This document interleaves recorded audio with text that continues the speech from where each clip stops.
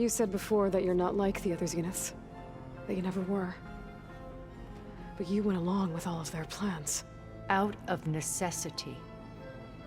I'm not proud of it. But complicity became a means of survival, both when Earth was consumed and when the colony on Sirius was destroyed. I did what I had to. But I resolved to remain one step ahead of the others, to try to undo what damage I could. Hence the data channel with Beta. The secret passage into their base and the little trick I pulled to save you.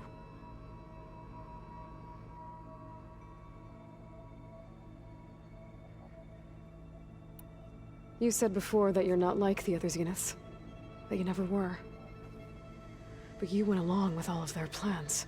Out of necessity. I'm not proud of it. But complicity became a means of survival, both when Earth was consumed and when the colony on Sirius was destroyed. I did what I had to. But I resolved to remain one step ahead of the others, to try to undo what damage I could.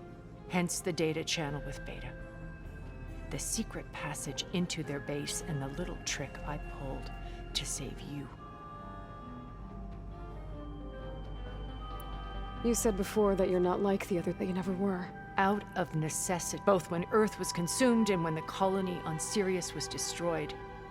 I did what I had to try to undo what damage, hence the data channel with Beta, and the little trick I pulled. Why did you make the data channel look like your house? I built that house as a shelter to weather any storm. A safe place, not just for me, but for the art stored in its depths. Cultural artifacts of incalculable value. Truly, some of the greatest achievements of human civilization. And you wanted Beta to see them? Yes. Her upbringing was so cold and technical. I thought if she could experience Vermeer and Rembrandt, it would bring something else into her life.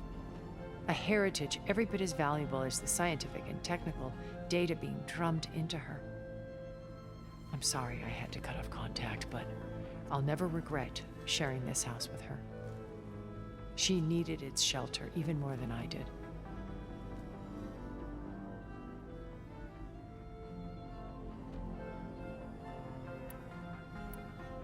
Why do you think Elizabeth pulled away? I've wondered that for 1,000 years. She was brilliant, visionary. She cared so deeply for the world, for the betterment of humanity.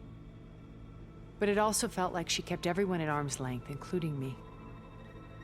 She never wanted to share her burdens. I think, in the end, she had a core that she never let anyone be part of. Sometimes I wonder if anyone really knew her. I found a recording of you and Elizabeth back in the proving lab after Farzineth's attempt to steal Gaia. Yes. A most unpleasant conversation. She said something after the call. I think she regretted how things ended between you. Did she? All this time, thank you for telling me. I've always hated that those were the last words we ever said to each other. And that her last impression of me was as a functionary of Farzineth, not who I truly am. When it's time to break into the Zenith base, what can we expect?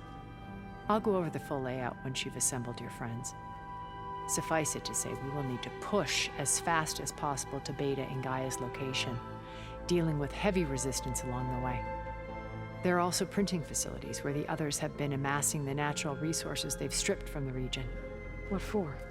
First for use in the base's infrastructure, and then to fabricate more Spectre drones, a small army of them. When I was out in the wilds, I saw a shuttle take off from the island, heading for space. It was likely ferrying materials to and from our ship in orbit. After hundreds of years luxuriating in our digital comforts, the ship was barely space-worthy when we made our escape. Disaster can strike at any moment. We've learned our lesson. Have you figured out how Silence's weapon works? No, and he's been very careful not to allow me near it. I'll admit it bothers me, but regardless of how it functions, I am confident it will deactivate the other shields en masse. How many of them are in the base? 10, including Eric and Gerard. Only a handful of us made it to our ship when our colony collapsed.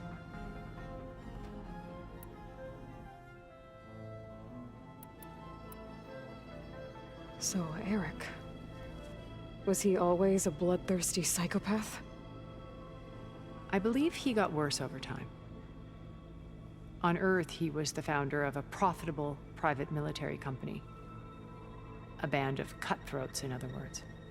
Even as governments abandoned human combatants in favor of automated warfare. He found success with clientele that required a more personal touch.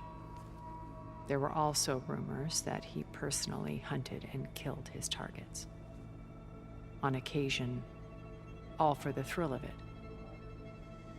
But on Sirius, he retreated to virtual reality simulations. In them, he could go on rampages as violent as he pleased, though I suspect with diminishing satisfaction. All of his tribe believes he was one of the greatest people from the old world. Then they would be quite disappointed to meet him, though I'm sure he'd bask in the adoration. What can you tell me about Gerard? He was the head of the world's largest financial conglomerate, and as such had dealings with almost every major corporation. It made him one of the wealthiest people on Earth, and certainly the wealthiest among Far Zenith. What does one person do with that much money? Buy more power, more influence. Gerard's always believed himself to be a refined patrician, able to maintain control with a polished smile. But beneath that exterior is a cold and calculating operator. It was his decision to restrict Beta's upbringing to her digital educators, the avatars of the Apollo database, while we were painted as her benefactors. Well, we'll deal with him soon enough. And the others. I would very much like to see his face when he realizes we've beaten him. When I was in the ruins of Vegas, I found data on a man named Stanley Chen. I think he was a Zenith. Stanley, ever the optimist. He was one of the good ones.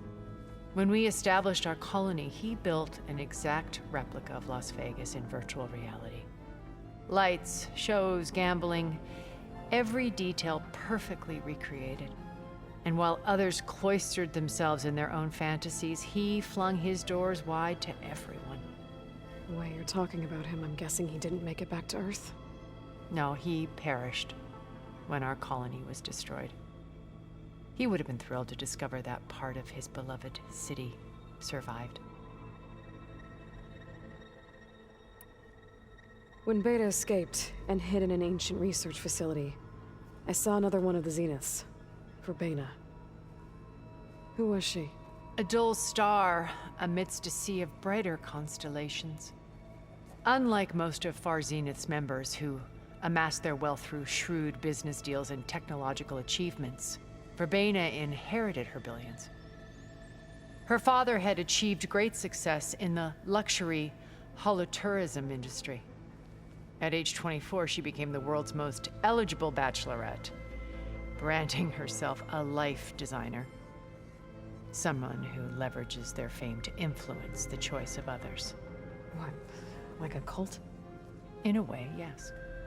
Well, she must have done something right to have survived this long. She was her own brand of ruthless. That much is true. But even rats can cling to a vessel for escape.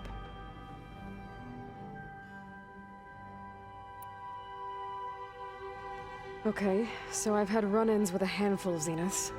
What about the rest? An array of the wealthiest people on Earth. Titans of their industries. And let me guess. All selfish and ruthless to the core? Most, but not all. There were a few with whom I got along. Annika Murjani, for instance, was always delightful. She founded the Holonet's most successful dance channel and was herself mesmerizing to watch. And I had fascinating discussions with Song Jiao about her work in cellular biology. Our immortality treatments are due in part to her achievements. But then there were others like Devin Miller, the CEO of a fast food printing corporation. His only real preoccupations were perfecting his golf swing and taking self-hollows. When I think about all of us, we really should have accomplished more.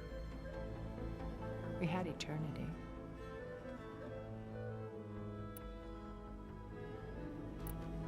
Okay. I'll let you know when it's time. I'll be here until then. And thank you, Aloy, for giving me this chance. My past has always been a struggle. More than once I've lost everything. But when I look to the future, I see Liz's dream fulfilled. A universe of new possibilities. Maybe we can make it happen. We will. I won't let anything get in the way. I promise you that.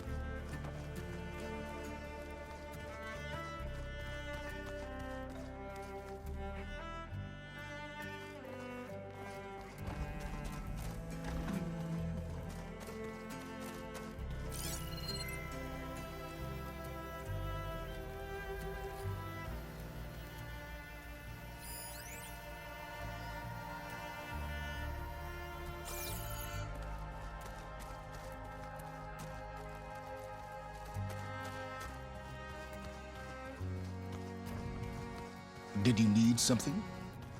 Something else? I'll be going. As you wish.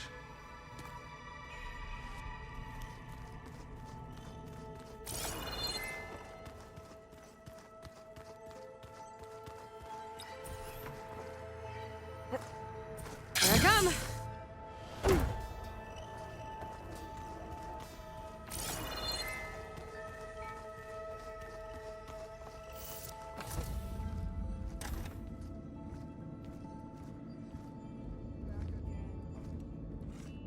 This place smells wrong.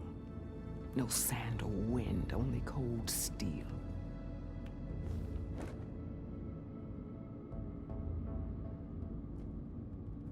And the others up there, your squad. They can hold their own.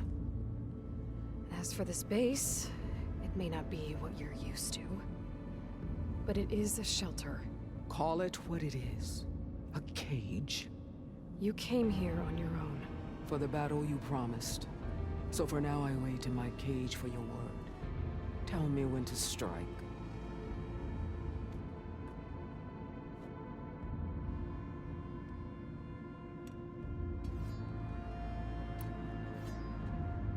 The whole time I've been in the West, I've been fighting you and your rebels. I'd at least like to know why. You were among the enemy. What more is there to know? Why did you do it? Dorak, Jiroka, Makalo, and the Karja pushed into the desert to raid our people. My brother's squad was among the first to intercept them. But the Karja captured them, strung them up, and burned them alive as an example. It was too late.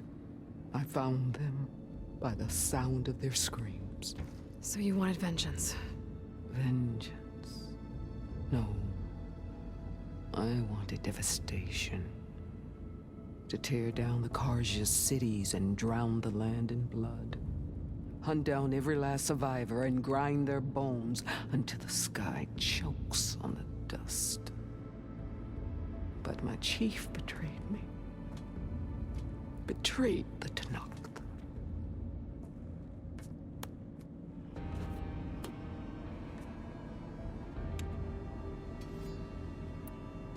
How did Hikaru betray you? Hikaru called on the clans to resist the Karja's red raids.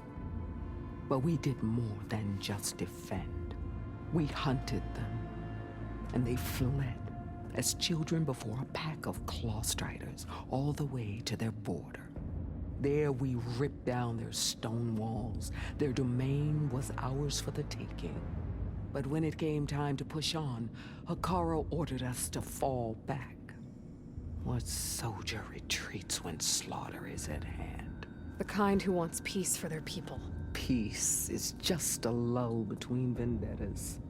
But I thought my chief had greater tactics than mine, so I stood by him, even when he allowed that filthy Karja to join our ranks. Fashav. I enjoyed watching him die at the embassy. He should have been put down when we first captured him on the field. Instead, Hikaru made him a marshal. Fashav told me how he became a marshal. He earned it just like any Tenakth. It was an insult. No Outlander can ever deserve to wear our armor, bear our marks. And then a Karja messenger was brought before us? That's when I knew. I had to run my blade through Hikaru and drag his treacherous corpse to the gates of the sun.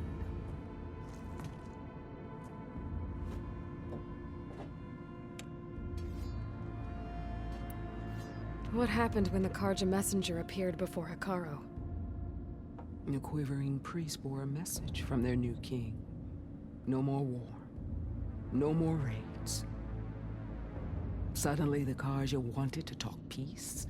An embassy at the very fortress we tore down? A true Tenakth would never take a Karja truce. Their blood exists to be spilled. But Hikaru lapped up the priest's message.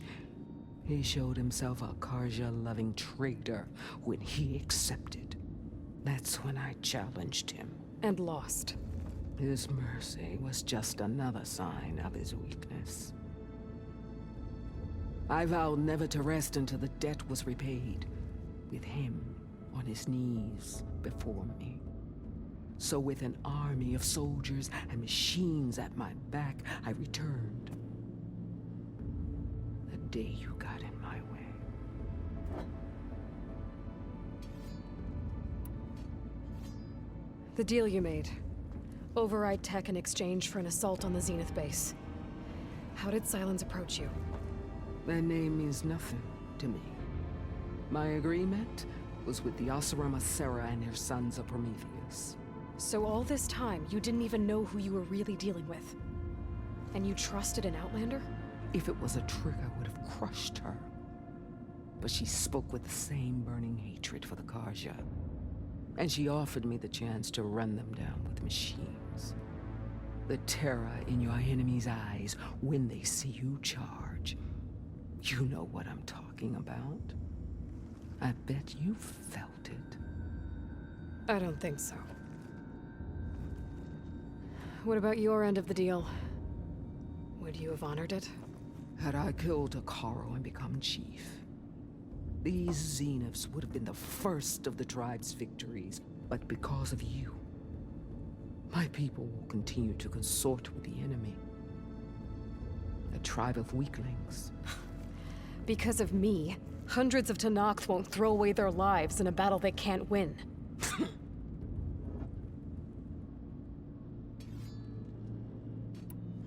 Are you really going to fight alongside me? I have no reason to betray you. Really? I failed to kill Hikaru, failed to eliminate you. No Tenakth would follow me now. The Karja remain out of my reach, cowering behind their walls. All I have left are the screams of those long dead and unending rage. So show me where to bury it.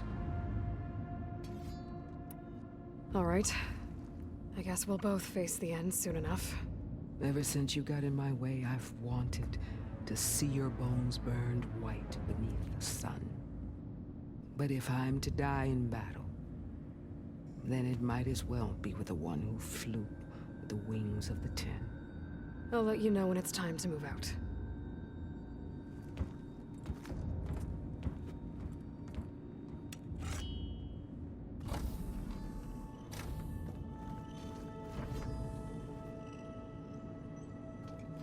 Come to rattle the cage. I need to be going. Yes, enough talking.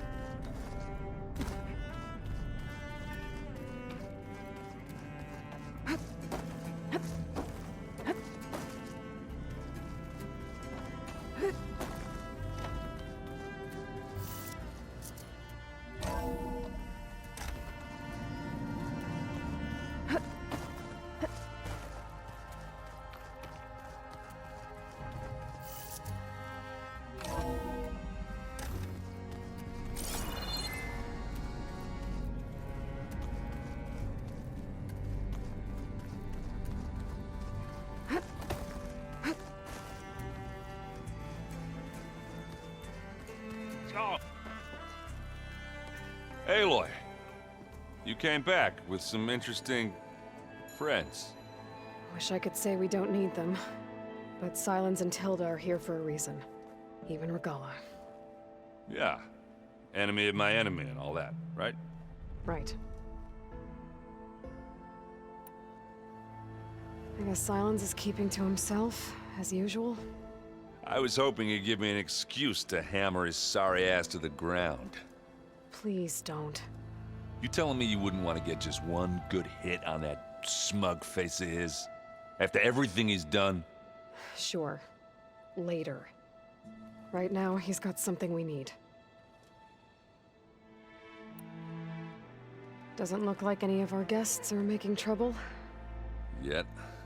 So, Katalo tells me you flew. Well, that's new. I've been busting my balls trying to learn to read. You're out there having all the fun. Don't worry. You'll be getting all the fun you can handle soon. With the Zeniths. Looking forward to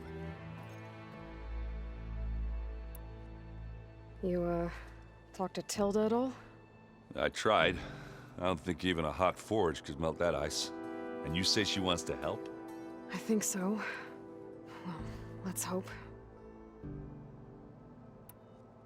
I found out more about the Sons of Prometheus. They definitely have a base.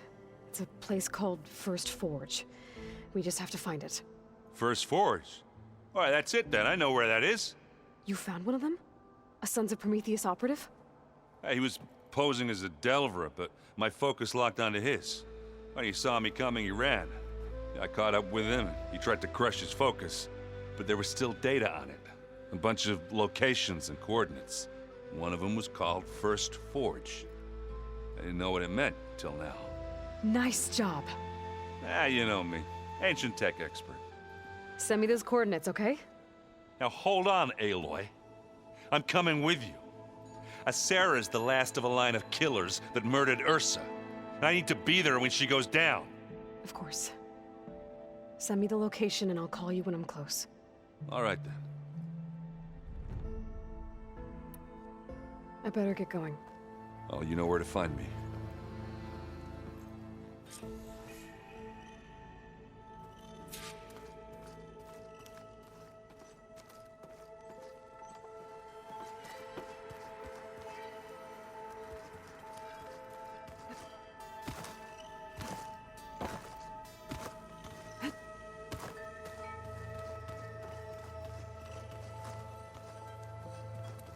My bones ache for battle. I bet people are curious about that new arm of yours. None more than our Quen ally, I assure you. She couldn't wait to take it apart and figure out how it works. I gave her the data I used to build the thing, hoping that would satisfy her curiosity instead. Good luck with that. I've gotta go. I'll be awaiting your orders.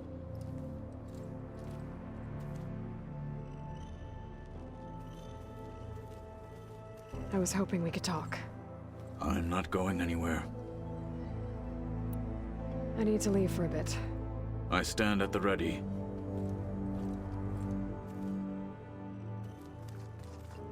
Let us speak and prepare for war. I should go. You leave us with quite the interesting party out there.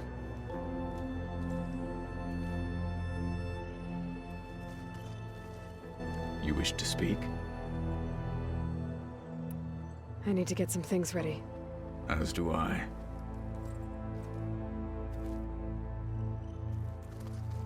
I was hoping we could talk. I'm not going anywhere. I need to leave for a bit.